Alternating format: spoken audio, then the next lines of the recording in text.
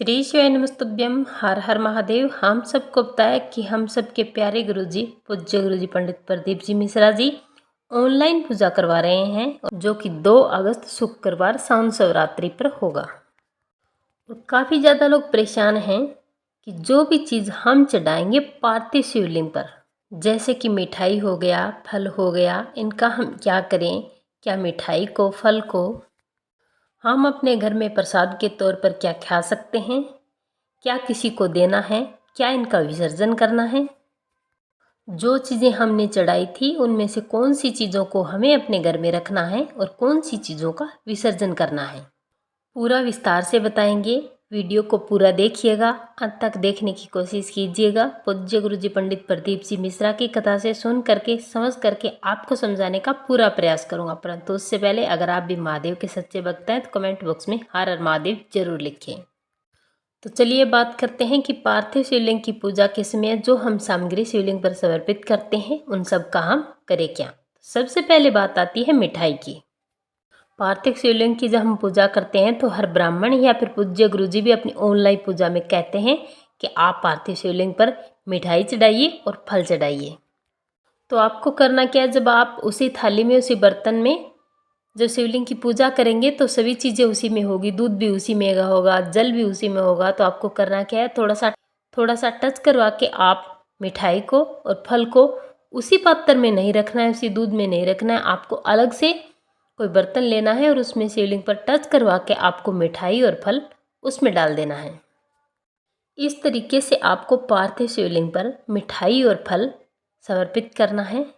जब आपकी पार्थिव शिवलिंग की पूजा पूरी हो जाएगी, उसके बाद आपको इस पृथ्वी पर रहने वाले किसी भी सदस्य को, आपके घर के किसी भी सदस्य को भगवान शिव की शिवलिंग पर टच कराई हुई कोई भी मिठाई और फल आपको नहीं खानी है। अब बात आती है किसे खाना नहीं है तो इसका हम करेंगे क्या। अगर घर पे पड़ी रहेगी तो खराब हो जाएगी, तो क्या हम इनको नदी, तालाब, बावड़ी में विसर्जन कर सकते हैं? तो विसर्जन नहीं कर सकते। पहले तो आप विशेष ध्यान रखेंगे कि अपने घर में किसी भी सदस्य को इसका सेवन ना करने दें। इसके बाद आपको करना क्या है, जो भी मिठाई और जो फल आपने भगवान की शिवलिंग पर चढ़ाए हैं उन सबको आपको लेना है और आपके घर के आसपास या फिर गौशाला में कोई भी गौ माता है या फिर नंदी महाराज है तो उनको आपको नंदेश्वर महादेव के नाम से फल और मिठाइयाँ खिला देनी है। और अगर आप बहुत बड़े शहर में रहते हैं, आपके आसपास कोई गौ माता या गौशाला नहीं है, तो आपको फिर करना क्या है, मिठाई और फल लेकर आपको चले जाना है भगवान शिव के मंदिर में, शिवलिंग के पास। और वहाँ पर जो भी ब्राह्मण देवता है जो मंदिर की पूजा करते हैं, साफ सफाई करते हैं, उनको आपको दान में दे देना है। ब्राह्मण देवता मंदिर की सफाई करने वाला व्यक्ति अगर इन सबको खाता है तो उनको दोष नहीं लगता, तो आप ऐसा कर सकते हैं। ये तो होगी मिठाई और फल की बात। अब बात करते हैं अगली सामग्री की। तो पार्थिव शिवलिंग की पूजा करते इसमें आपने बहुत सारी सामग्री चढ़ाई होगी। आपने लौंग चढ़ाए होंगे, काली तेल चढ़ाई होगी, काली मिर्च चढ़ाई होगी, गेहूं के दाने चढ़ाए होंगे, आपने चावल चढ़ाए हैं, आपने पान का पत्ता चढ़ाया है। ऐसी बहुत सारी चीज़ें आपने पार्थिव शिवलिंग पर जो समर्पित की है, चाहे वो कमलगट्टा हो, चाहे काले तिल हो, चाहे गेहूं के दाने हो, चाहे 108 चावल के दाने हो, चाहे लौंग, इलायची, जो भी हो, जितनी भी सामग्री है उन सबको आपको लेकर जाना है किसी भी नदी या तालाब, बावड़ी के पास, और आपको ये सारी चीज़ें उसी में विसर्जित करनी है।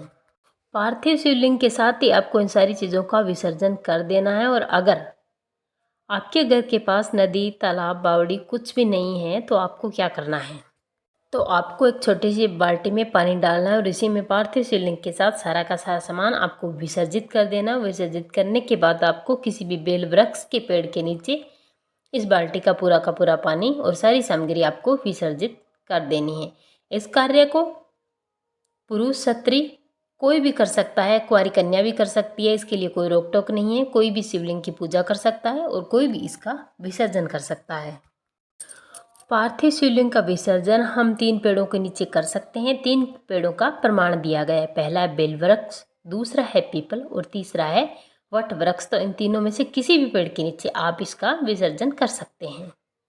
कुछ ऐसी चीज़ें हैं जिनका हमें विसर्जन नहीं करना है, तो आइए जानते हैं वो कौन कौन सी चीज़ें हैं जिनका विसर्जन नहीं करना है। और अगर विसर्जन नहीं करना है तो हमें क्या करना है। सबसे पहले गुरुजी ने आपको 7 बेलपत्री बताई थी, तो 7 में से पूजन के बाद एक बेलपत्री उठा लेना और अपने घर में, पूजा घर में, तिजोरी में, किसी भी स्थान पर ले जाकर रख देना। आपके घर में धन की कमी नहीं होगी, महादेव की कृपा आप पर हमेशा बनी रहेगी।